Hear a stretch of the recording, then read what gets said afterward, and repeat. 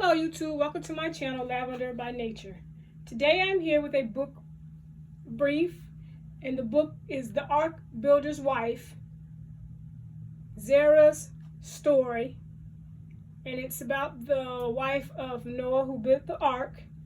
This is a part of a series of books done by Guideposts books and ordinary women of the Bible. And the author of this particular story is Tracy Higley. The book has a total of 242 pages, including the epilogue. It is a work of fiction, a biblical retelling, and it was published in 2010. I picked this book up at Friends of a Library sale for $1.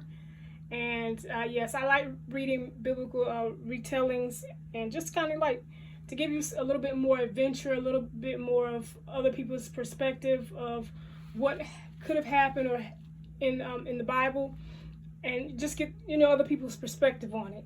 And so, like I said, this book is about Zarah, which is Noah's wife, and how she went about being married to someone who was building the ark, or told by God to build the ark, and how her family fared during that time, and what took place and what part she took in building the ark, and how all this played out. You do get a sense that Zarah is a faithful wife, willing to do whatever she needed to do for her husband, and you just get an account of her perspective on things, her life, and what things took place, her interaction with her family, and how she fared, as well as that with her community, her town, and everything like that in this book. So for me, I want to start with the 3 dislikes I liked about the book, or the 3 dislikes I had about the book, about the story. So to me, the story starts out toward the end of the building process of the ark. You get a woman, Zarah, who is basically explained to be older in age, not really knowing where she fit in the dynamics of her family, what she still needed and wanted and valued, and those type of things. And so you can kind of get some of the ideas that are running through her head through this story.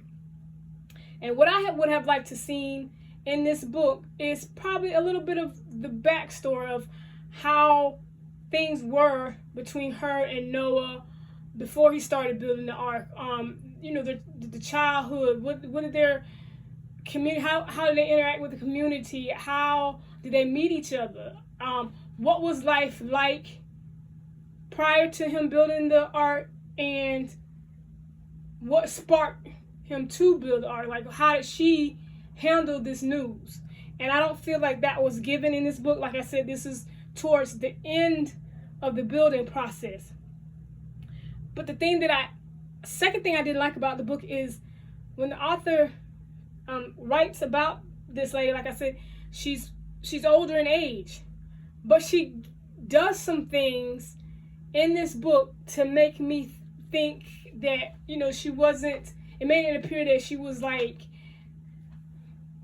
it was something that a wife mature in age would not have done some of these things that she did in this book. I feel that the way the author wrote her, even though she explained her as one way, the accounts of what she did and what took place made her seem like a younger bride, or a wife that was early on in a marriage, maybe even the middle. But toward the end, I could not see this actually being a wife who had endured, and that was toward the end. And this is how things went or were going at this particular point in time. I just couldn't buy into it. I just thought that was a disconnect. I think if you wanted to stick to the accounts or the events that happened with Zarah and in this story, then you should have placed the story in the ark building at a different stage. If you wanted to stick with the stage of where the ark, the placement of the ark, or the stage in the ark building, then you should have, I think the author should have built the wife in a different light. I think the wife should have been portrayed differently. That's all I want to say, because I don't want to give anything away in the book. The third thing I did not like about the story is that it kind of ties into number 2 in a sense. The author did not write Zarah, to me, at this stage in life, as a strong woman, wife, mother-in-law, just, the woman of the house. She did not write her in that light. To me, she wrote her as a damsel, as someone who was a little confused, someone who wasn't really sure of herself, to that nature. That's what I got from this way this author wrote, this character wrote Noah's wife at this particular stage in the ark building process, in the marriage. We're looking at over 100 years, and we're toward the end. I could not believe that this is what his wife would have been, or could have been, or would have been like. And the things that took place, I feel like this was something that would have happened earlier in the marriage, maybe in the early middle part of the marriage. But at this stage, I was looking for something a little bit more rock hard, a little more solid, a little bit more firm in her grounding and in her stance and who she was. So that is the 3 things I disliked about the book. The 3 things that I did like about the book is that the family stuck together. So the author did stick to the premise of that it was going to be Noah, his wife, his sons, and his sons' wives, and the animals. She stuck to that, which was good, and meaning that the trials and the things that occurred, they did not break apart. They stuck together. So I did like that about the book. The second thing I liked about the book is how the author tackled the task of explaining how all the animals were gathered and brought into the ark. I thought the way the author explained it was actually beautiful. It was heartfelt. It was picturesque. So I really enjoyed the way the author captured that portion of the biblical story. The third thing I liked about this book and the way the author wrote it was the obedience in the outcome. She laid into the challenges. She laid into the obstacles. She laid into the adversities, but she also stayed firm on the obedience, and how no matter what, it was to stay firm and be obedient to what they were told. And a lot of times it took Noah to be the one to stand firm, and but it was held to that come obedience, there is an outcome. And so that part I did like, regardless of all the things that could have occurred, he was obedient as to what he was told. So I did like that about the book. Now I'm going to go into the 3 questions I ask myself about every book is, would I keep the book, would I reread the book, and would I recommend the book to someone else? The first is, would I keep the book? And I think I will keep the book. I'm not going to say I'm going to keep it forever, but for now, I will keep it, just because I took the opportunity to actually look up other books in this series, Ordinary Women of the Bible by Guideposts.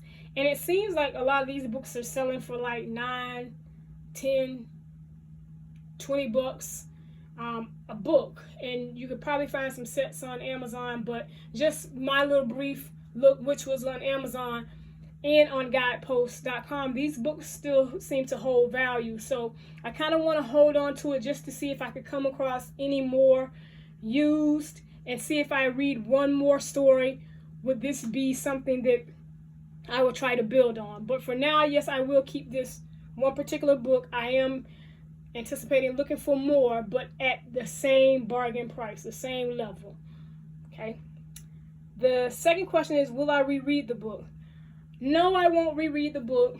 Like I said, it just didn't grab me enough to go back to see if there's anything I missed, or any part of it that just really would require me to reread to get better understanding. It was pretty cut and dry. Now, what would interest me is to possibly find another book written about Noah's Ark and as a biblical retelling, even featuring his wife and family, but with more depth.